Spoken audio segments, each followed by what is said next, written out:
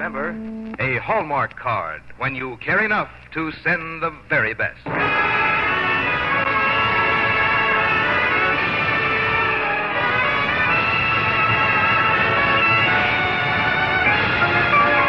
Tonight, from Hollywood, the makers of Hallmark greeting cards bring you Mr. Victor Moore in Old Man Minnick by Edna Ferber on the Hallmark Playhouse.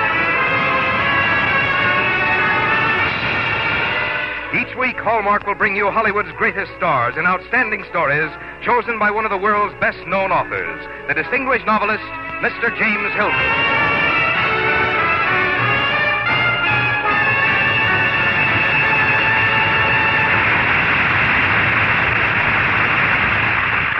Good evening, ladies and gentlemen. This is James Hilton. Tonight on our Hallmark Playhouse, it's our pleasure to offer a dramatization of an exceptionally fine short story called Old Man Minnick by one of America's most deservedly popular writers, Miss Edna Ferber. In this story, Miss Ferber turns away from the larger pictures of American life for which she is best known and concentrates on a winsome and delicate portrayal that is, in my opinion, one of the finest things she's ever done. Old Man Minnick has a haunting and moving quality that I think listeners will not forget. And it has also a humor that keeps tears and laughter close together all the time. Perhaps only a writer knows how difficult this is to achieve, and how rarely it's done with complete success. In tonight's characterization of the name part, Old Man Minnick himself, we are additionally lucky to have with us Mr. Victor Moore, who tells me this is just about his 25,000th public performance. 25,000th. And now, Frank Goss, how about a few words about Hallmark? For a Christmas greeting your friends will long remember, make your selections now from the complete Hallmark collection on display at the Friendly Store where you buy Hallmark cards. Whatever your taste, whatever your budget, you'll take special pride in sending Hallmark cards. And on the back of every one is the identifying Hallmark that says you cared enough to send the very best.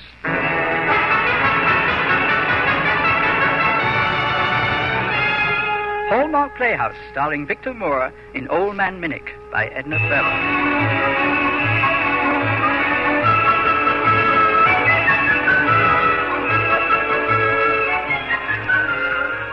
Chicago, 1922. An elderly gentleman enters the Grant home for aged gentlemen. A handsome old boy he is, ruddy, hale, with the zest of a juicy old apple, slightly withered, but still sappy. He crosses the cheery lobby and approaches the desk clerk.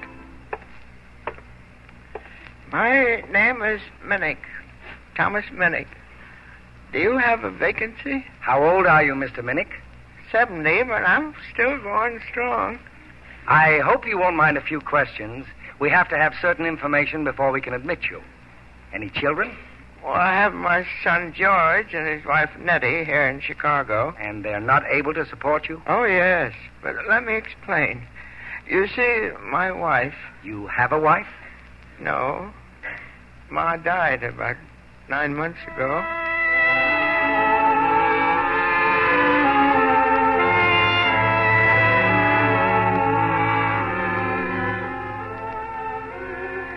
You know, she spoiled me something awful. Always did. Take a little thing like the pillows. I used to insist that I couldn't sleep unless I had 2 pillows. Ma knew that I always threw one out during the night, but she let me have 2.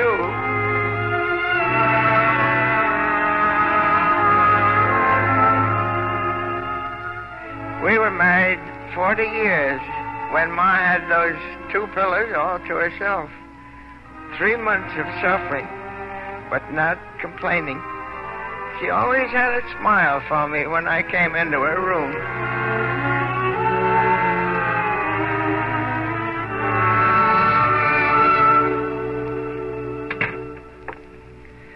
Hello, Ma. Gosh, you're beautiful. After 40 years of marriage, I think you'd be getting a new line, Pa. Well, in 40 years, I never found a new word for beautiful. Politician. Pa, promise me something. Anything, beautiful. Keep eating good. Eggnogs, hot toddies, plenty of rich, good gravy, and meat, and puddings. Well, as long as you keep cooking them, I'll keep eating them. And Those little grease spots you get on your coat. Oh, I'm not worried. You'll get 'em off. Don't take them to the cleaners. Don't let Nettie do it. What's Nettie got to do with my spots? You'll be living with George and Nettie. They're our children. You won't be lonesome with them. Oh, no. I always planned on doing all my living with you. You've given me a full life. Don't worry, Pa. And you'll have the dog for company, too. Pal's getting old, Pa. Don't give him those bones anymore. Ma, I don't like the way you're talking. You're talking nonsense. You know, when your jaw sets like that dimple in your cheek makes you look almost roguish. You're going to get well, and we're going to take a trip to California. I've always wanted to see California. Well, then we're going to California. It's decided. Pa, you've always had your way. Why should I argue with you now? You're darn tootin'. California, here we come.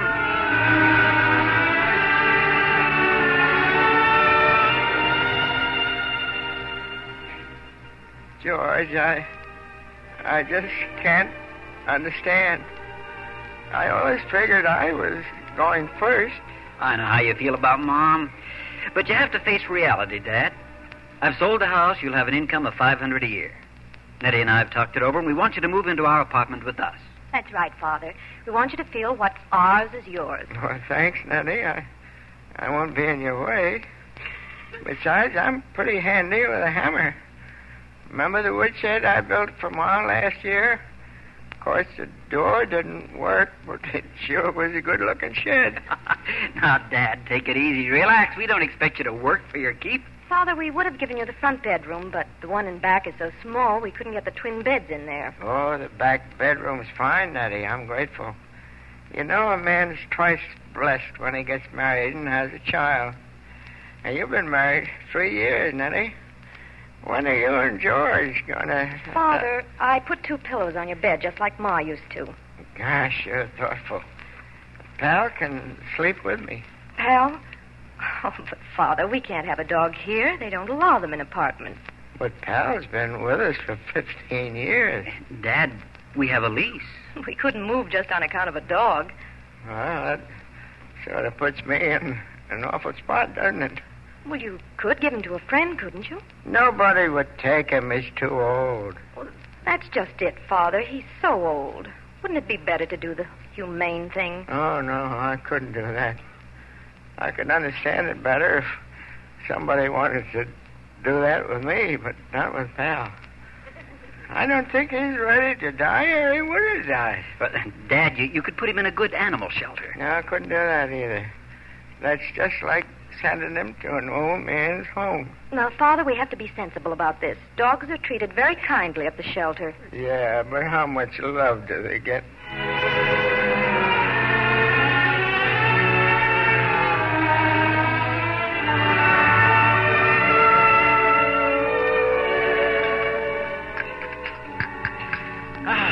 Wonderful dinner, Nettie. How about you, Henry?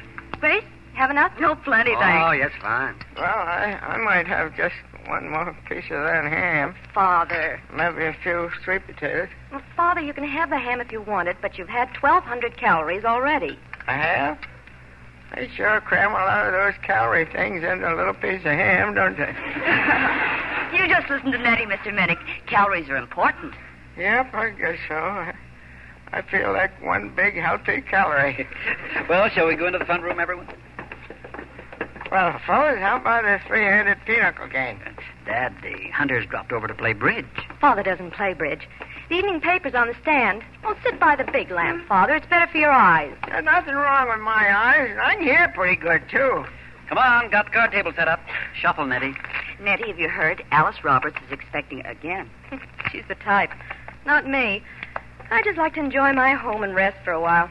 Anyway, who can afford to have a child these days? Well, if everybody waited until they could afford it, we'd have nothing but Rockefellers and Morgans around. Oh, maybe in a year or two, Father. You know, with a little cooperation, I could have been a great-great-grandfather, but no. 2 clubs. Let's cut out the gab and play a little bridge. 2 no trumps. I pass. Say, George, how do they feel down at your office about the prospects for next year? Not good, Henry. I don't agree with them. I remember back in 98. 4 spades. Well, Paul, the times have changed since 98. You've been out of touch with business too long. I pass. By me. You never get out of touch with things when you keep your mind active. I've had a lot of time lately to think. Now, if everybody will be quiet, I'll concentrate on this hand. Nettie, I'll be quiet. I'm the dummy. You're wrong, George. That's me. If you'll all excuse me, I'll be going to my room. I'll see you later. Well, Father, dear, will you tell Mrs. Thistlethwaite that she can go home as soon as she's finished? Yeah, sure, Nettie. I'll tell her. Oh, Miss Thistlethwaite. Now, what are you staring at? That's ham you have in your hand, isn't it? Yes, and it's going right into the icebox. Mrs. Thistlethwaite, is there any room in the icebox for me? Oh, look here, Mr. Minnick. It's my duty to protect this ham and save it for tomorrow's dinner. No, absolutely no. Well, you know, next to Ma, I think you're the greatest cook I ever knew. Compliments will get you nowhere. Thick piece. Yeah, about 5,000 calories and about 1,000 calories of gravy, please. There you are. Now start eating before I change my mind. Well, when I'm finished, can I help you with the dishes? Why, I should say not. That's my job. That's the trouble. Everybody around here has a job but me. I'm tired of doing nothing. And I miss my dog. Now stop feeling sorry for yourself. Besides, Miss Nettie told me she loves to have you around. Oh, Nettie, I was just telling Mrs. Thistlethwaite about going home after she finished the dishes. Well, Father, you did get that extra ham, didn't you? Well, I just took one bite. I'll put it away. Oh, no, Father. Anytime you feel you don't get enough, I want you to help yourself. No, I'm not hungry. I think I'll go to my room and turn in. Father, I meant to tell you, I took one of your pillows away. But I can't sleep unless I have 2. Now, Father, you always push one on the floor every night, and you know it. Good night. I'm all for going in there and telling her a few things. Oh, Nettie's all right. She's doing everything she can for me. But, gosh, the worst thing that can happen to a man is to be treated old.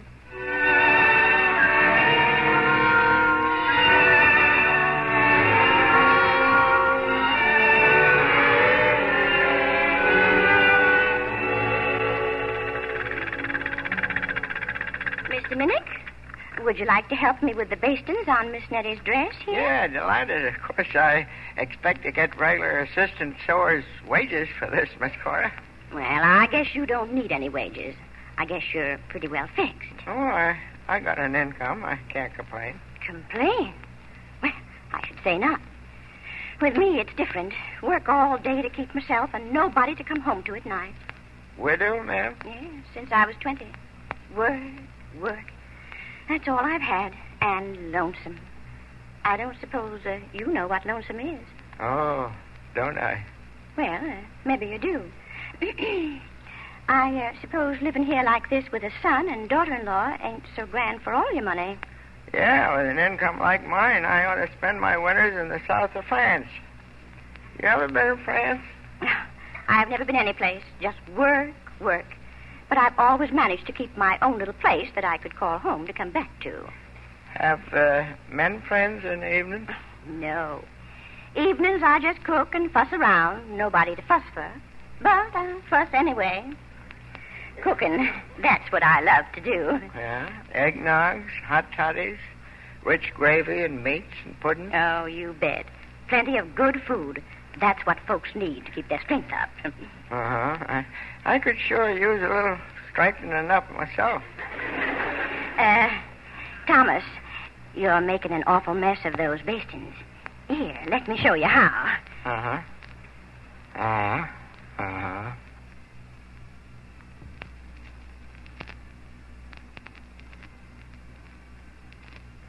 Well, that's the way I was doing it. No, you weren't. Let me guide your hand. All right. Say, your hand's cold. Cold hands, warm heart, Thomas. Thomas, you need somebody to love you. Huh? Somebody to do for you and love you.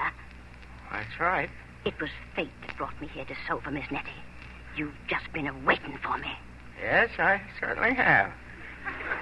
I just been waiting for you to get out, woman. Jezebel trying to hook me while you... Well, you can just stay here in your little old back bedroom until you creak.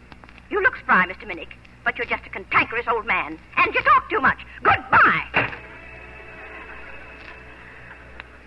Ma, she wanted to marry me.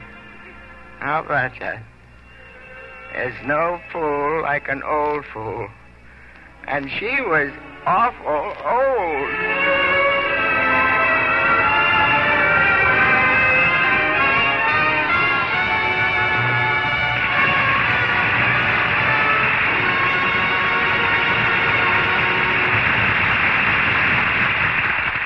In a moment, James Hilton will return to present the second act of Old Man Minnick, starring Victor Moore. It always seems that no matter how carefully you plan, you need additional Christmas cards to fill out your list or take care of last-minute requirements. And that's why it's such a good idea to have several boxes of assorted Hallmark Christmas cards on hand. One popular collection features the work of Norman Rockwell, pictures of kindly old St. Nicholas, of Tiny Tim and other familiar Christmas characters, painted with the gentle humor that has made Norman Rockwell America's favorite illustrator. There's a collection of snowy New England winter scenes by Grandma Moses with a special present for you, an enlargement of one scene to frame and keep. Still other Hallmark box assortments bring you old-time prints by Currier and Ives, friendly verses by Edgar A. Guest, cards for children to send and receive. You'll find many other assortments, too, at the Friendly Store where you buy Hallmark cards. And here's a pleasant surprise. Hallmark box assortments are not nearly as expensive as they look. One assortment gives you 12 winter scenes for only 50 cents. And then there's the big family special assortment, 22 different Hallmark Christmas cards for only $1. In fact, the variety and economy of Hallmark box assortments show that whatever your taste, whatever your budget, there are Hallmark cards that you'll be proud to send. Cards your friends will be proud to receive, too. For when they see the Hallmark on the back, they'll know you cared enough to send the very best. Now back to James Hilton and Act Two of Old Man Minnick by Edna Ferber, starring Victor Moore.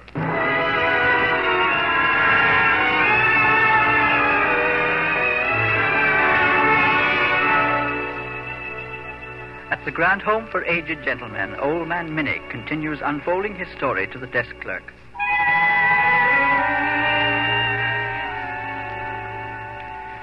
Yes, sir, the roughest winter of my life. Storm outside, cooped up all day with women, small talk, reading papers and magazines over and over. Oh, Nettie was kind. I got 3 square calories a day and 1 pillow at night. Then spring. I could get outdoors. I hot-footed it over to the Alamo shelter to see Pal. I took him for a little walk through Washington Park.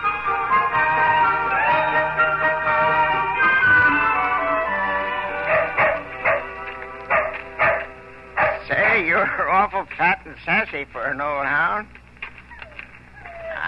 Now, don't give me that droopy ear. I saw you when I came into the shelter to get you. You were jumping and sniffing like you were born yesterday.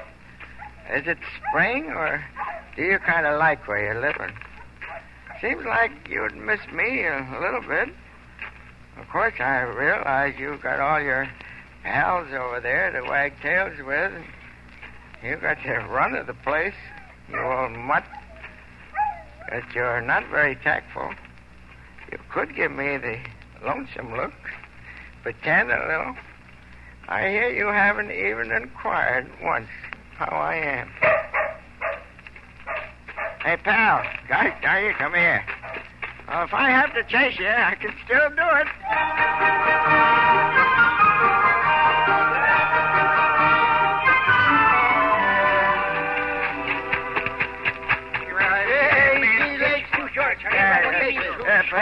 Pardon me, fellas.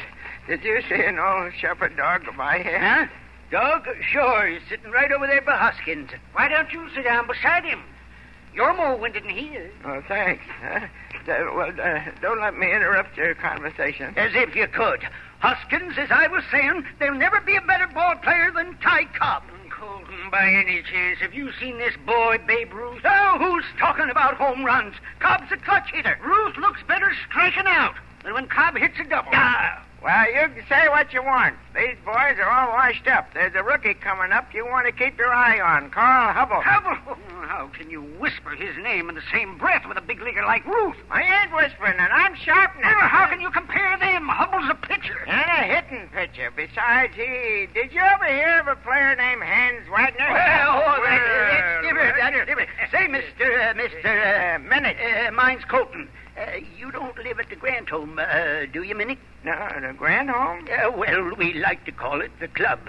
The Grand Home for Aged Gentlemen. Oh, no, I don't live there. I'm with my son and his wife. They wouldn't give me to live in... They wouldn't let me live in a place like... I mean, they wouldn't hear of me being anywhere but with them. Like to be independent myself. Lonesome, ain't it? Over at the Grand Home? Lonesome?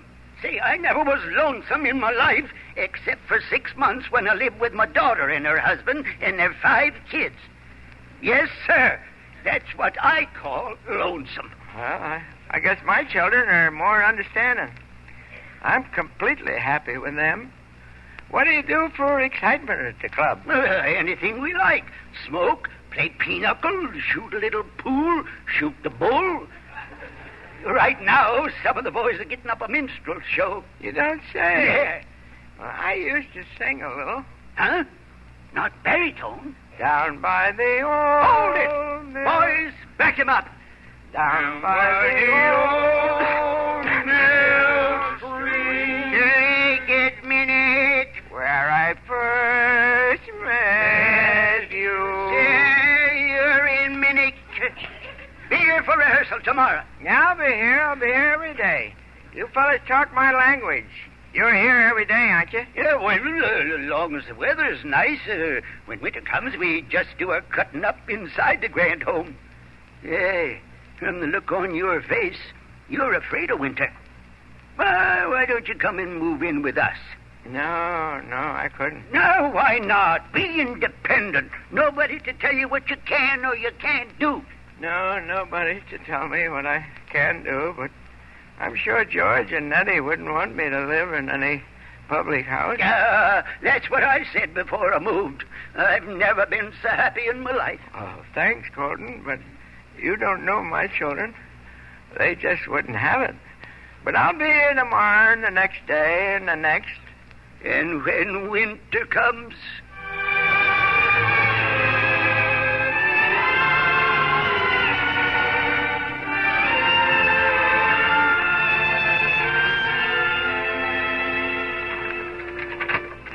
By the old mill stream where I first met Why, you. Mr. Minnick.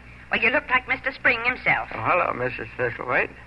Got a little piece of fresh apple pie. No, thanks. Now, that isn't the real you speaking. You'd better eat this whole pie. Let me open this kitchen door and see if Nettie is occupied with her friends. She was kind of on the warpath this morning. Of course, if it weren't for Father Minnick, I would have. But how can we, as long as he lives with us? There isn't room. And we can't afford a bigger place and more rent in these times. This way it wouldn't be fair to the child. We've talked it over, George and I. I'm sorry, Mr. Minnick. I'm mighty sorry. For her. The old have to make way for the young. They have a right to be born. An old man like me is holding up progress. I could get out of the way. It'll be easy.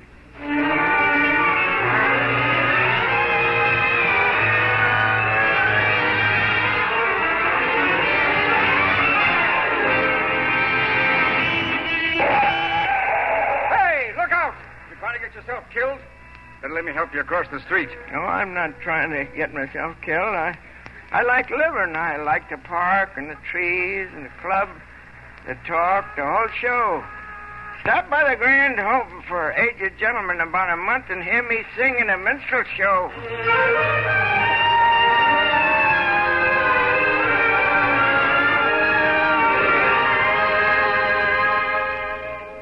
Sign here, Mr. Minnick.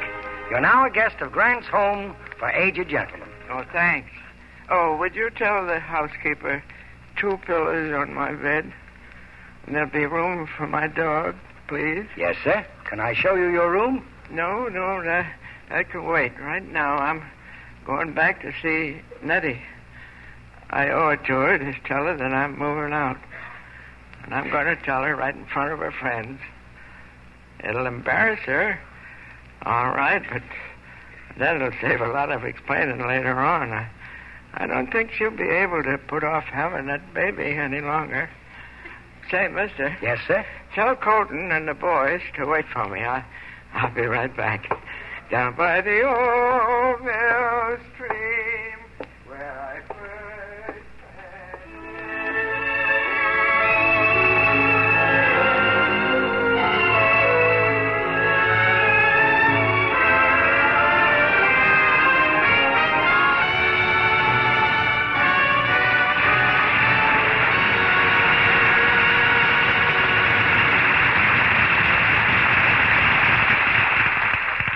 Before James Hilton and Victor Moore return, I'd like to tell you about a very special collection of Christmas cards. They're Hallmark Christmas cards for men who love the out of doors, illustrated with familiar hunting scenes, with game birds in their native settings, with the gun dogs that are such faithful companions in the field. And the illustrations are as authentic as they are beautiful, for they're done by celebrated painters of sporting scenes. You'll find a wide selection of these Christmas cards for men to send and receive at the friendly store where you buy Hallmark cards. And remember, when friends glance at the back of these fine cards and see the hallmark, they'll know you cared enough to send the very best. Here again is James Hilton. Victor Moore, you've given me an experience I shan't ever forget. And I don't think our listeners will either. Thank you for it on behalf of all our Hallmark family everywhere. Well, it's been a pleasure to be with you, Mr. Hilton. I like your Hallmark Playhouse. It provides so much variety in stories and acting roles. You must appeal to a great many people, like those fine greeting cards of yours. Well, yes, that's what we try for, on the Hallmark Playhouse and with everything else the Hallmark people do. And now about next week. We've something rather special, a real first in radio. It's a true story by Hollister Noble called Woman with a Sword, and it stars that dynamic actress Ida Lupino. So please don't miss it. And the following week, we have another treat in store. It's a story by Robert Finch called The Desert Shall Rejoice, and stars another fine Hollywood actor, John Hodiak. Until next Thursday, then, this is James Hilton saying good night. Look for Hallmark cards that are sold only in stores that have been carefully selected to give you expert and friendly service. Remember Hallmark cards when you care enough to send the very best. This is Frank Goss saying good night. This program came to you from the Hallmark Playhouse. This is CBS, the Columbia Broadcasting System. This is KMBC, Kansas City, Missouri.